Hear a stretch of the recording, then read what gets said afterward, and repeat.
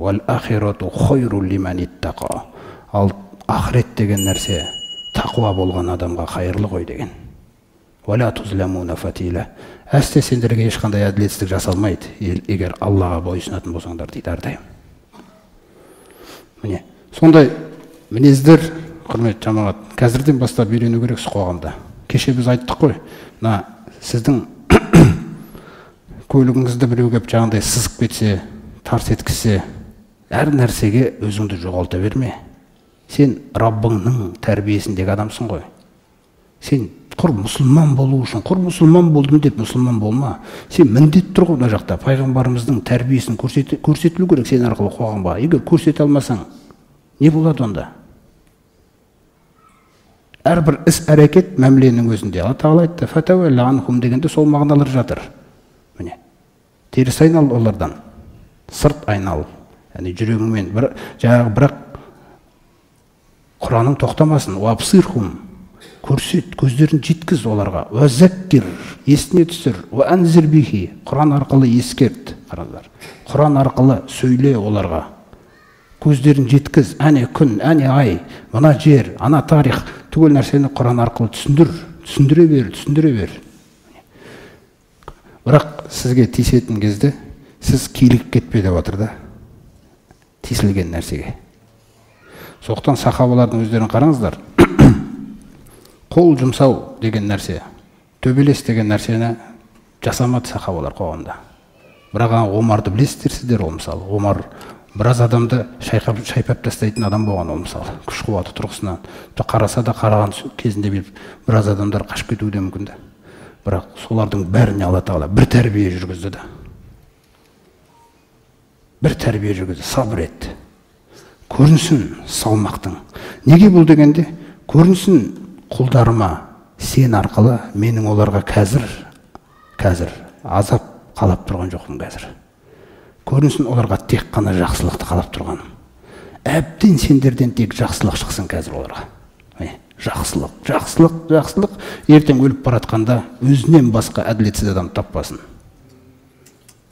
Сосын, егер сендер өз бетіңше бір әрекет жасап қойсаң, сенікі исламға барып тиеді.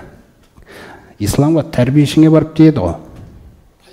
Пайғамбар саллаллаху алейхи тиіп кетеді. Мысалы, Мединалық кезеңнің өзінде тағы бір үлкен сынақ болды оларға. Жаңа сырттағы соғысып атқандар, ол бөлек, ол ашық дұшпан болды да. Бірақ Медина қоғамында өтірік мұсылмандар пайда болды ғой. Олар пайғамбарымыздың қасынан қашан дәулет кетеді деп күтіп жүрген. Яғни әл-мунафиқун деп атайды Құранда Алла Тағала. Өзіңіз ойлаңыз, мысалы, Абдулла ибн Убай Салул жаңағы мұнафықтар жұма намазына қатысады ол. Құтпа тыңдайды. Пайғамбарымыз жеткізгендей ешкім жеткізе алмайды ғой, өзіңіз ойлаңыз. Ол кісі сөйлегенде құтпада, өзіңіз ойлаңыз қандай нәрсе ол. Қаншама сахабалар ана жерде, уағызда, әсер. Олар мешіттен шығып кетеді да, не айтып жатыр дейді бір-біріне. Бір сағат, мысалы өзің сөйлегеннен кейін құтпа болсын, өзің жарты сағат сөйлеген құтпа болсын, бұл қалай көрді солай шығып кетеді. Енді оларда тыныш жүрген жоқ қой. Олардың мақсаты жаңағы сырттағы дұшпандарға қосылып, бұларға көзіне көрсетпей. Сөйтіп әйтеуір мұсылмандардың басынан дәулет кету керек. Осыны күтіп жүр бәрі. Солардың ішіндегі жаңағы қозғаушы күші Абдулла ибн Убай, ибн Салул. Сол кісіні Омар радиаллаху анху Аллаға, мына дінге, Құранға деген махаббат зор ғой, түсінсіз ба? Адалдық. Сосын андай-мындай қиқайған нәрселерді көре алмайды ғой мұсылмандар, көтере алмайды да. Ол жүрегіңде ол болу керек та, мысалы. Өйткені өзің оны көтере алмасаң, өзің қисайып кетуің мүмкін бір күн. Бірақ оны барып бүйтіп көрсетпейді. Сонда пайғамбарымыз саллаллаху алейхи вассаламға келіп Омар рұқсат сұрайды, қараңыздар. Аллахтың елшісі рұқсат беріңізші маған, мына мұнафықтың басын алайыншы дейді. Сонда пайғамбарымыз саллаллаху алейхи вассаламдікін қараңыздар. Мынандай бір маңызды нәрсені айтады. Бәрімізге де маңызды қай заманда болсын. Ей Омар, сен солай істеді делік дейді. Бірінші Аллаға деген махаббатына, ықыласына қолдау көрсетеді. Сен солай істедің делік. Деп Омар жаңағы басын шайқайды. Сосын ана сырттағы қауым дейді. Бір істі күтіп отыр дейді өздері. Біраз жылдан бері. Қандай істегенде? Мұхаммед айттық қой бұның діні дұрыс емес деп. Сахабаларын өлтіріп бастапты ғой деп. Омар шошып кетеді. Қайтып ақталамыз сосын Омар дейді. Бітті ғой, ақталамаймыз ғой дейді біз. Бұқаралық ақпаратқа кетті ма, болды, ақталамайсың сен. Түсіндім, Аллахты берсін дейді. Көрдіңіз бе? Әрбір сахаба бір нәрсені бір жерде өздігінен бүйтіп сөйлей салу, өздігінен істей салу деген нәрсе болмағанда, тіпті бір нәрсені істейтін болса, пайғамбарымыз Аллахтың елшісі осылай істесем бола ма, болмай ма деп. Хузейфаның өзін Хандақ шайқасында дауыл тұрып, қаншама бүкіл тайпалар жиналды енді пайғамбарымыз саллаллаху алейхи қарсы, мұсылмандарға қарсы. Алла тағала үлкен дауылды тұрғызып, суық боран әкеп, ана жерде бәрінің есін шығарды, мазасын кетірді. Сол кезде бір сахабаны таңдап Хузейфаны бақылауға жібереді ғой солардың қасына. Сол кездегі айтқым келіп тұрған нәрсесі тек мына жерде. Хузейфаға жіберіп жатып айтады: Хузейфа, өз бетіңше бірдеңке істеп жүрме дейді. Көрдіңіз ба? Өйткені сіз бүгін жалғыз сіз емес қой намаз оқып жатқан. Наның барлығына біреу істеді ма, бүкіліне тиеді ол нәрсе. Болды.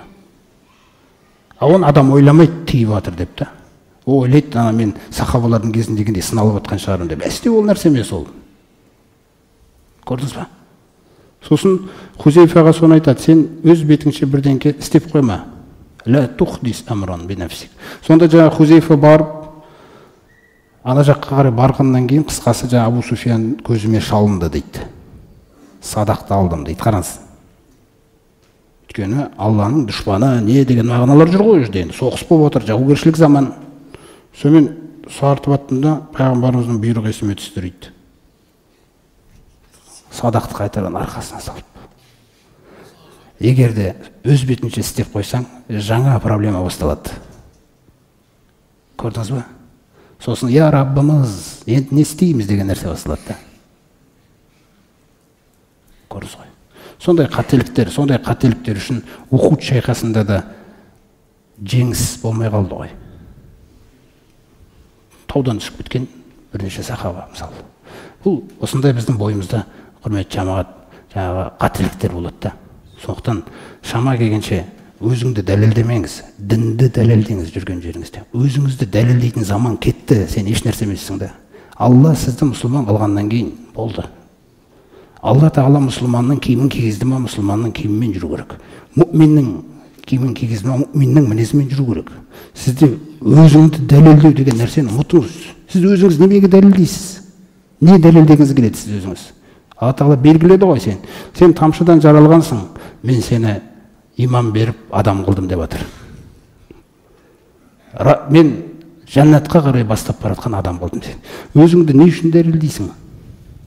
Сені дәлелдегенмен не орнайды? Дін дәлелдену керек. Діннің кереметтілігі дәлелдеу керек. Исламымыздың мықты екендігі, исламымыздың сондай мықты құндылықтары дәлелдену керек. Сөзіңнен сол көріну керек. Біреумен сөйлесіп жатқанда, саудаңда, әрбір жерде, пара алатын жерде пара бермейсіз. Неге төлейтін жерде төлей бермейсіз. Әрбір нәрселерде уәдеңді бердің ба, уәдеңді істейсіз. Сол нәрсені не қылыңыздар да? Адамдардың астында неге бұлай? Алладан қорқамыз. Раббымыздан қорқамыз деп айтыңыз сосын. Ана тамақтандырған кездің өзінде де кезінде сахабаларды Инсан сүресінде айтады ғой. Иннама нут'имукум ливажхиллахи ла нуриду минкум жазаан вала шукура. Инна нахофу мин раббина яуман қомусан қамтарира. Сонда өзіңіз қараңыз, ол біз тек Раббымыздың дидары үшін тамақтандырамыз. Сендерден рахмет те керек жоқ. Қараңыздар, алғыс та керек жоқ. Біз бір күннен қорқып тамақтандырып жатырық сендерді. Анан неге тамақтандырмадың деп айтама деп. Сол күні қабақ шытқан күн болады. Әр күнге қабағын шытып қарайтын күн ол, қияметтің ауыр күні да. Сол күн, сол қабақ бізге қарап қалмасын деп жатырық дейді. Міне. Сондықтан істейсің ба, садақа барып жатқан кезде де сол қорқып істе Раббыңнан. Раббым, азабыңнан қорқам, малым үшін Раббым қорқам сұрайсың ба деп.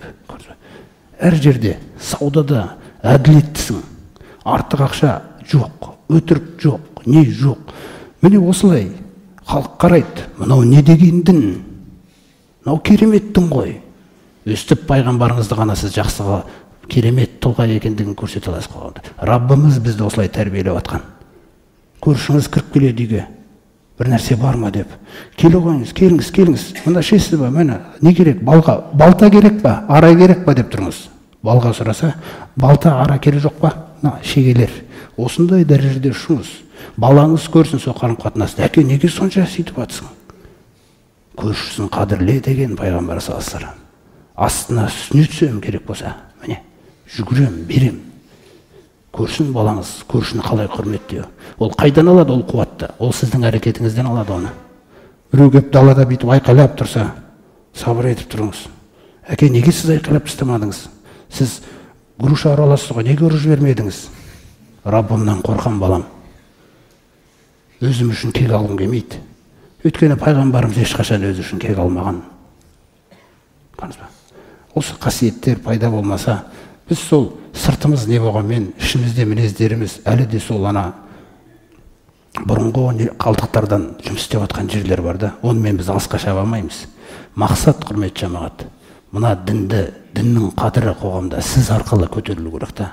Сіздің әрбір ісіңіз, көзіңіз, құлағыңыз, аяқ жүрісіңізге дейін бүкіл мәмілелеріңіз соған істеу керек. Өзіңізді дәлелдемеңіз. Осы дінді дәлелдеу арқылы сізді бұлай көтеріп жібереді Алла Тағала дәрежеге да. Көресіздерден көкесін. Осы үшін өмір сүру керек та. Пайғамбарымыз саллаллаху алдында ұятпақ қалмасын. Ертең ана хауыздың алдына барған кезде де мысалы, пайғамбарымыз саллаллаху хауыздың қасына мұсылмандарды жинағанда, ол жерге де әрбір мұсылман бара алмайды екен. Кәдімгідей бір топ мұсылмандар келе жатқан кезде періштелер айдап әкетеді дейді бүйтіп басқа жаққа. Сонда жаңа пайғамбарымыз менің үмбетім ғой деген. Сен білмейсің бұлардың сенен кейін не істегенін деп айтады екен. Ол кісімен кездесе алмай қалсаң, онда ар жағында қалай болады екен жағдай? Пайғамбарымыздың өзімен жолығамай қалсақ. Соқтан соған әрбір қате, өзіміздің істеуімізбен жүрген істеріміз кедергі болып қалуы мүмкін. Басқа еш нәрсе кедергі болмайды. Жаңағы Али Имран сүресінде түсіндіреді Алла Тағала: "Ва анзирин наса". Жалпы